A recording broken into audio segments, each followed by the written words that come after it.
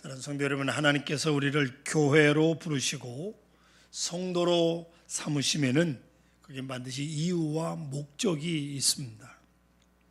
우리가 교회라는 조직과 기관에 속하는 거 필요합니다마는 그것이 성도됨의 목적은 아닙니다. 하나님을 알고 기독교와 관련된 배움과 활동을 하는 것도 필요하지만 그것이 교회에 부름받은 이유도 아닙니다. 교회 문화를 익히고 성도들로서의 인간관계를 맺는 것도 필요하지만 그것이 신앙인의 본분도 아닙니다. 하나님께 기도하고 성경을 공부하고 주일을 성수하고 예배하는 삶 중요합니다. 그러나 신앙에 있어 그보다 본질적인 것이 있습니다. 왜냐하면 기도와 말씀 공부, 주일 성수와 예배는 본질이 빠진 상태로도 얼마든지 실천이 가능합니다. 그렇다면 신앙인의 본분은 무엇일까요? 하나님이 우리를 교회로 부르시고 성도로 삼으신 이유와 목적이 무엇일까요? 오늘 미끄러운 길을 헤치고 이 아침 일찍이 주의 전에 나오게 한 이유와 목적이 무엇일까요? 사도 바울은 오직 복음을 전함이 본분임을 우리에게 말씀합니다. 복음 전하는 거예요. 그리고 이것은 그리스도의 십자가가 헛되지 않게 살아가는 것을 말하는 것이며, 그것은 십자가의 진리를 배우고 쫓으며 그것에 집중하는 것을 삶의 본분으로 삼는 삶을 말씀하는 것입니다. 여러분, 전도하는 거, 또 목회자가 설교하는 것, 예배, 구제, 봉사 모두가 십자가의 진리가 무엇인지 배우고 전하는 통로입니다. 설교가 강연이 아니에요. 십자가의 진리를 말씀하는 겁니다. 교회의 참된 권위는 그리스도이신 예수님의 복음의 말씀에 있는 겁니다. 그렇기 때문에 사랑하는 성도 여러분은 참된 권위의 말씀에 복종하는 것이고 그 외 어떤 곳에서도 복종의 대상이 되지 않는 것임을 분명히 알아야 합니다. 십자가의 진리는 말이 아닌 능력으로 나타나기 때문입니다. 늘 말씀에 순종하시기를 주의 이름으로 축원합니다. 세상에는요, 여러분 주변에 보십시오. 살다 보면 꼭 불행 제조 공장을 하는 사람이 있어요. 불행 제조 공장. 행복을 제조하는 게 아니라 불행을 제조해요. 불행을 제조하는 말, 불행을 제조하는 행동, 그리고 불행을 제조하는 사고, 스스로도 불행하고 다른 사람까지 불행하게 만드는 사람이 있어요. 투덜대는 사람이 있어요. 이런 사람은 어딜 갖다 놓아도 불평하고요, 좌충우돌하고 그냥 거기는 시끄러운 일이 자꾸 생깁니다. 그렇게 살아서 어찌 복이 들어오겠습니까? 들어왔던 복도 다 나갈 수밖에 없습니다. 깊이 생각해야 돼요. 내 삶이 늘 감사로 차 있는지. 우리는 사소한 일에 목숨을 건다라고 하는 책이 있습니다. 이 책을 쓴 리처드 칼슨이라고 하는 사람은 10년 넘게 스트레스 치유 상담가로 활약하던 사람인데요, 리처드 칼슨이 많은 사람들의 스트레스 고민을 상담하면서 깨달은 것이 하나 있다고 합니다. 그것이 뭐냐면, 이렇게 많은 고민을 하는 사람들에게 아주 동일한 증상이 있는데, 동일 증후군, 그것은 뭐냐면 저마다 자기만 그런 줄 아는 증상, 즉 이 전문가의 시각으로 볼 때 어쩌면 그렇게 한결같이 꼭 같다는 거예요. 와서 상담을 하는데 천편일적으로 똑같아. 그런데 구체적으로 그것이 뭐냐 하면, 현재 자신이 가지고 있는 것이든지 자기가 처한 처지의 의미나 가치에 대해서는 전혀 생각하지 못한다는 거예요. 그리고 원하는 것, 가지지 못한 것, 가지고 싶은 것, 되고 싶은 것, 거기에다 초점을 맞추고 있다는 거죠. 다시 말해서 욕망, 지향적 세계관을 가지고 있다는 겁니다. 현실의 의미, 가진 것의 소중함, 그 아랑곳하지 않고 그저 가지지 못한 것, 저 앞에 있는 것, 그런 욕망, 그것을 지향하는 마음으로 살더라는 거예요. 천편일률적으로 똑같이 그런 사고방식을 가지고 있다는 점을 발견한 겁니다. 이것이 병의 원인이에요. 불행의 원인이에요. 어쩌면 그렇게도 하나같이 똑같은 말을 하는 것인지, 여러분 오늘 아침에 한번 우리 자신도 성찰해 보시길 바랍니다. 나는 어느 쪽에 속해 있나? 예? 있는 거 감사합니까? 아니면 늘 불평하면서 저 앞에 있는 것만 계속 찾아가고 있습니까? 제가 가끔 신방하면서 그런 말씀을 드리는데요. 이것만 바라는 대로 되면 나는 행복할 것이다. 이것만 이루어지면 나는 행복할 것이다. 여러분 그렇게 말씀하잖아요. 목사님, 이 기도 제목만 이루어지면 저는 아무 걱정이 없어요. 제가 속으로 그러죠. 웃기고 있네. 속으로 그럽니다. 겉으로는 안 해요. 근데 문제는요, 이것만이라고 하는 것이 이루어지고 보면 끝나는 게 아니라 이번에는 또 방향을 바꿉니다. 저것만 이루어지면, 아니 이것만 이루어지면 걱정도 없고 행복하다고 그러더니 왜 또 저것만이라고 바꿉니까? 이렇게 한평생 원망과 불평 속에 살더라는 겁니다. 이것만 이루어지면, 이 하나 소원만 이루어지면, 여러분 이것이 불행의 씨앗이에요. 그게 행복한 일이 아닙니다, 여러분. 요것만 되면 이 사고 구조가 모두 불행의 뿌리라는 사실. 버트런드 러셀 그의 행복론에서 이렇게 말합니다.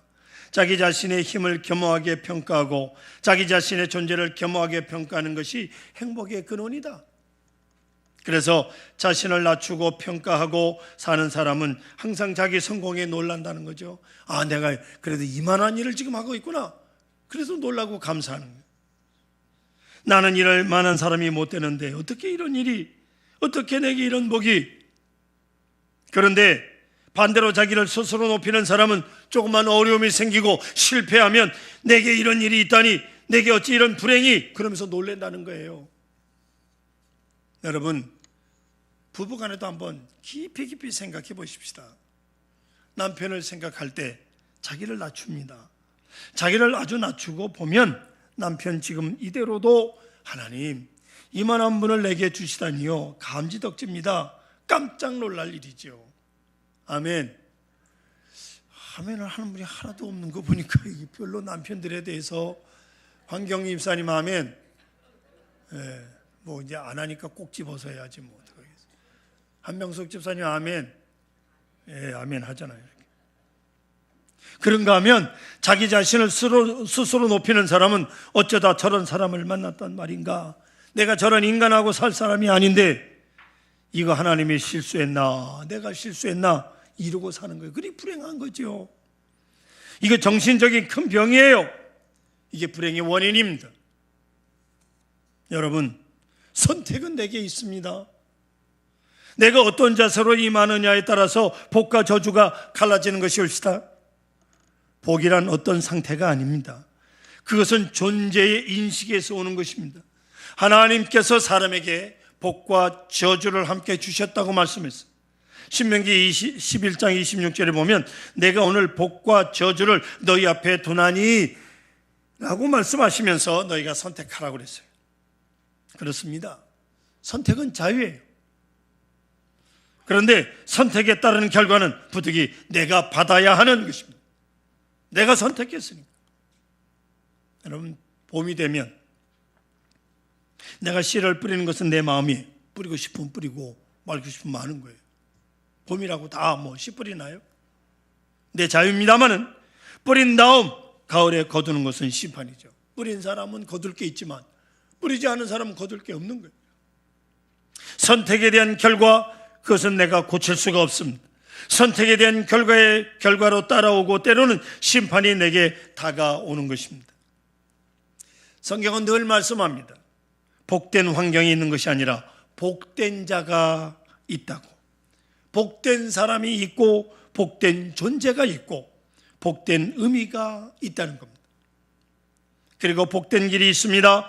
복된 자가 되면 그 복된 길로 가고 복된 길을 가는 자는 복이 따라오는 겁니다. 아멘. 복을 따라간다고 복 받는 게 아니에요. 내가 세워놓은 복, 내가 생각하는 복을 쟁취하겠다고 하는데 복은 쟁취하는 게 아닙니다. 하나님께서 주시는 거예요. 주어지는 거예요. 저는 쟁취라는 말을 아주 몸소리치도록 무섭게 여기는 사람입니다. 쟁취해서 얻은 권리, 쟁취해서 얻은 복, 그것은 복이 될 일 한 번도 없습니다. 쟁취해서 얻은 건 복이 아니에요. 왜요? 그것은 하나님의 뜻이 아니기 때문입니다. 하나님께서는 복을 주시는 것이지, 주셔야 우리가 받는 것이지, 이것을 쟁취하고 갈취하고 탈취한다고 생각하지 마십시오. 쟁취해서 얻은 복은 복이 아니에요. 복될 수가 없어요. 오늘 본문은 확실하게 우리들에게 보여주는데 아주 간단합니다. 복된 사람이 되는 길, 복받는 길 아주 간단해. 하나님의 말씀을 삼가 듣고 그 명령을 지켜 행하면 내가 복되리라. 나가도 복을 받고 들어와도 복을 받고 여기서도 복을 받고 저기서도 복을 받고 너뿐만 아니라 내 집에 있는 모든 사람, 모든 짐승까지도 복을 받으리라. 이것이 하나님의 말씀이에요. 성도 여러분, 복받는 비결이 여기 있습니다. 여호와의 말씀을 삼가 듣고 따라하십시다. 여호와의 말씀을 삼가 듣고, 삼가 듣는 거예요. 그게 비결이에요. 복받는 비결. 저는 한 교회 부목사로 11년, 그리고 서강교회에서 20년을 목회하면서 많은 교인들이 살아가는 모습을 보았습니다. 신앙의 가정, 그리고 3대 4대 좋은 신앙으로 계승된 가정을 보면 그 자녀들이 복받고 사는 것을 보았습니다. 창세기 26장 24절에도 아브라함 때문에 그 아들 이삭이 복을 받는다고 말씀하고 있습니다. 부모 때문에 자녀가 분명 잘 되고 형통합니다. 근데 그냥 예수만 믿는다고 복받는 게 아니에요. 부모가 정말 하나님을 최고로 생각하고 사랑하고 신실하게 신앙생활을 해야죠. 그런가 하면 설교를 듣는 자세에서도 저 사람이 앞으로 어떻게 되겠다 하는 것을 이제는 대충 감이 옵니다. 설교 듣는 자세를 보고 그 운명을 알 수 있다는 말입니다. 전적으로 하나님의 말씀을 경청하고 말씀에 순종하는 태도가 매우 중요합니다. 음식에 비교해 보십시다. 상에 오른 음식이면 무슨 음식이든지 가리지 않고 맛있게, 아주 맛있게 먹는 사람이 건강하죠. 대체로 몸이 약한 사람을 보면 입이 까다로워요. 젓갈을 들고 깨작깨작합니다. 예? 어떤 분이 그래요. 그런 사람 보면 이 숟갈을 확 빼앗아 버리고 싶다고. 예. 또 어떤 사람 만일요, 의심이 많은, 이건 어떻고 저건 어떻고 따질 뿐만 아니라 혹 독약을 넣었나 해서 은수저로 확인하고 그러고 먹는 사람, 그 얼마나 더 살겠어요, 그런 사람. 예? 옛 어른들께서 주신 귀한 교훈이 하나 있습니다. 같이 음식을 먹어보고 음식 가리는 사람이거든 같이 놀지도 말라고요. 상대도 하지 말라는 거예요. 음식 가지고 타박하고 깨작거리는 사람. 이런 사람 사실 까다로운 사람이요, 아주 힘든 사람이기 때문입니다. 밥상에 오른 음식 무조건 나 맛있게 먹는다, 그것이 중요합니다. 그 건강 비결이요, 정신적 건강, 영혼의 건강도 마찬가지입니다. 먹성이 좋아야 신앙이 건강해. 하나님 말씀 잘 받아들이고 마음이 좋아야 영혼도 건강하고 정신도 건강할 줄로 믿습니다. 하나님의 말씀을 듣는, 삼가 듣고, 무슨 말씀입니까? 조심스럽게 듣는다 그 말이에요. 놓칠세라. 내 생각이 여기 잘못되면 어떡하나. 내 잘못된 생각으로 인해서 말씀이 왜곡되는 것도 안 되는 거예요. 그런 거로 마음을 비우고 내 욕심이나 이성, 비판 같은 걸 다 쓸어내고 마치 순수한 어린아이 마음으로 돌아가서 하나님의 말씀을 듣는 겁니다. 그것이 삼가 들어라, 그런 뜻입니다. 커밍 워커라고 하는 사람, 미국의 유명한 사회학자인데요, 그의 책에 보면 현대인으로 성공하는 비결 몇 가지를 설명하고 있는데, 머리가 좋아야 된다는 거예요. 지능이 좋아. 또 많은 지식이 있어야 돼.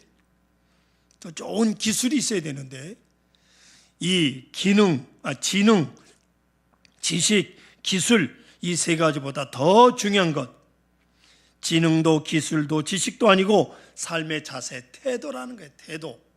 네? 에티튜드라고 하는 태도, 즉 자세가 좋아야 된다. 아주 강력하게 주장을 합니다. 듣는 자세, 예배하는 자세, 기도하는 자세, 말씀 듣는 자세, 공부하는 자세, 거기에 운명이 있다 그 말이에요. 하나님의 말씀을 삼가 듣습니다. 신중하게 받아들이는 겁니다.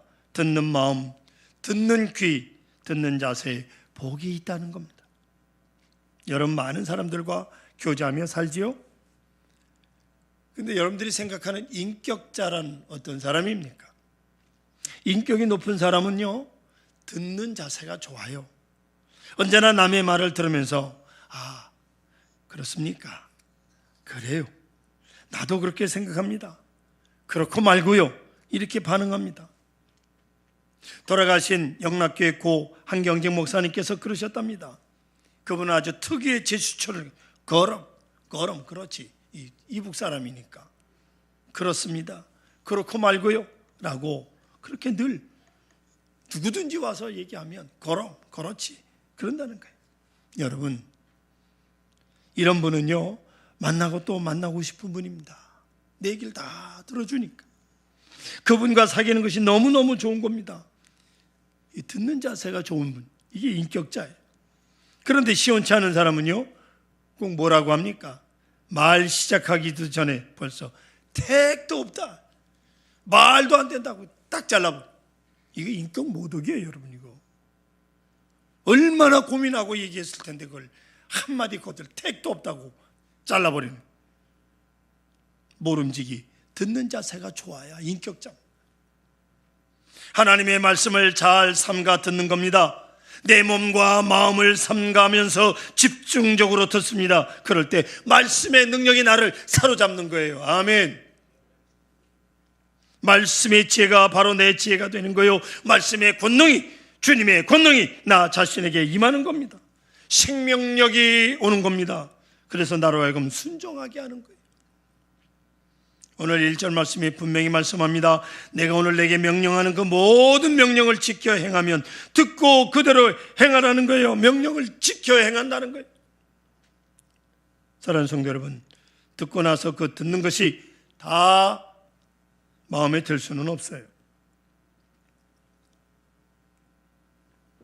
설교를 듣다 보면 내 마음에 드는 것도 있고 안 드는 것도 있고 이해되는 것도 있고 이해되지 않는 것도 있습니다.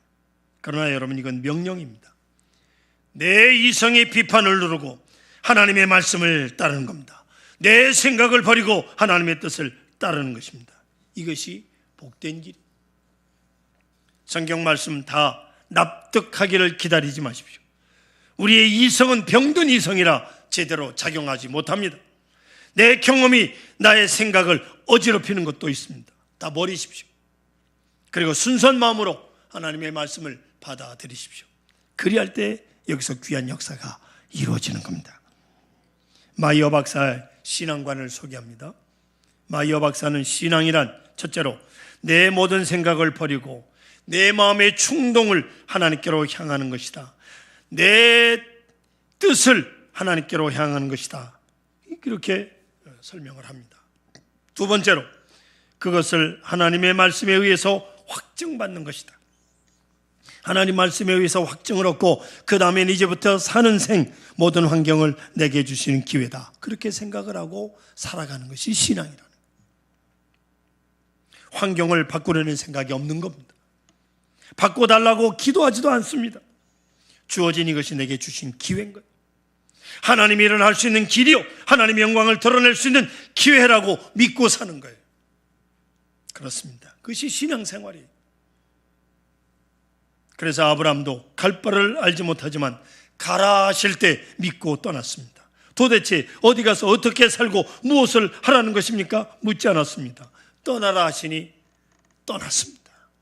그게 믿음이에요. 하나님께서 모세에게도 말씀하십니다. 도저히 할 수도 없고 상상할 수도 없는 일을 모세에게 맡기십니다. 이스라엘 백성들을 인도하라, 애굽으로 가라. 그래서 갔습니다. 홍해를 쳤습니다. 건너가라. 건너갔습니다. 그 말씀 자체가 능력이요, 지혜요, 가능성이었던 것이고 모세의 용기였던 것입니다. 그런 거로 듣고 순종하는 것입니다. 드라마틱한 믿음의 이야기가 하나 있습니다. 1924년, 참으로 오래된 얘기입니다만은 파리 올림픽 때 일입니다. 올림픽의 꽃이 100m 단거리 경주입니다. 그런데 이 100m 경주가 마침 주일날 아침에 스케줄이 잡혔어요. 영국을 대표해서 에릭 리벨이라고 하는 청년이 아주 좋은 기록을 가지고 있습니다. 실수만 하지 않으면 100m 경주에서 단연 금메달을 딸 것으로 모두가 기대하던 그런 사람이었습니다. 그러나 주일날 경기를 하게 되자 에릭 리델은 경주를 포기합니다. 당연히 난리가 났죠. 영국 신문 전체가 그에 대해서 맹비난을 가했습니다. 민족을 배반한 것이다. 국가를 배신한 옹졸한 신앙이다. 왜 그 경기를 안 하느냐? 에릭 리델은 말합니다. 나는 주일날은 교회 가서 하나님께 예배하고 말씀을 듣습니다. 그것이 오늘 주일을 거역하고 나가 금메달을 따는 것보다 더 중요합니다. 그런 거로 안 됩니다. 금메달보다 하나님 말씀 듣는 것이 더 중요한 거예요. 며칠 뒤 400m 경주가 있었습니다. 에릭 리델은 그 경기를 지원합니다. 100m 뛰는 사람이 400m를 뛴다는 것은 상상도 못할 일입니다. 그런데 에릭 리델은 경기장에 나가서 100m 뛰는 솜씨로 총알같이 뛰는 겁니다. 막 뛰니까 보는 사람들이 걱정을 합니다. 저렇게 100m씩으로 뛰다가 400m는 다 못 뛰고 심장이 터져 죽을 것이다.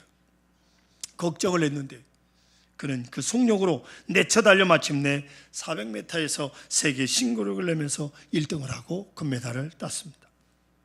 많은 사람들로부터 영광과 찬사를 받았습니다. 사람들이 그에게 어찌 이런 일이 있을 수 있느냐고 물었어요. 에릭 리델은 진실하게 대답합니다. 정직하게 말합니다. 200m는 내 힘으로 뛰었습니다. 나머지 200m는 하나님께서 뛰신 것입니다. 어떻게 뛰는 것인지 나도 모르게 뛰었습니다. 얼마나 깨끗한 신앙의 청년입니까? 후에 선교사가 돼서 놀란 복음을 전하는 선교사가 되었습니다. 사랑하는 성도 여러분, 너무 변론 버리지 마시고 너무 꾀부리지 마십시오. 정직하게, 때로는 우직하게, 때로는 고집스럽게 말씀에 순종하십시오. 그대로 순종하십시오. 그것이 복된 자가 되는 길입니다. 모든 성경 말씀에 사람이 하나님 앞에 복된 자가 되면 어떻게 되는지 보십시오. 오늘 본문 3절부터 6절까지 성읍에서도 복을 받고 들에서도 복을 받을 것이며 내 몸의 자녀와 내 토지의 소산과 내 짐승의 새끼와 소와 양의 새끼가 복을 받을 것이며 내 광주리와 떡반죽 그릇이 복을 받을 것이며 내가 들어와도 복을 받고 나가도 복을 받을 것이니라. 아멘.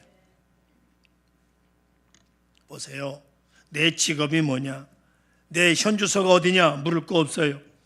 어디에 있든 그는 복을 받습니다. 이거 잊지 마십시오.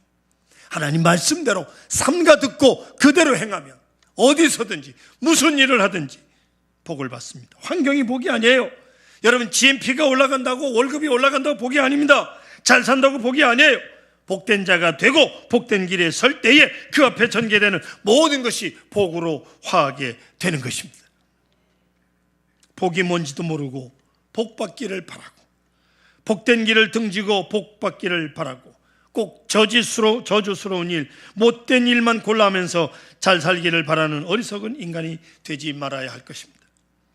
다시 여러분, 새해 자세를 고치고 분명히 복된 길에 서서 복된 자의 길을 걸어가시기를 주의 이름으로 축복합니다.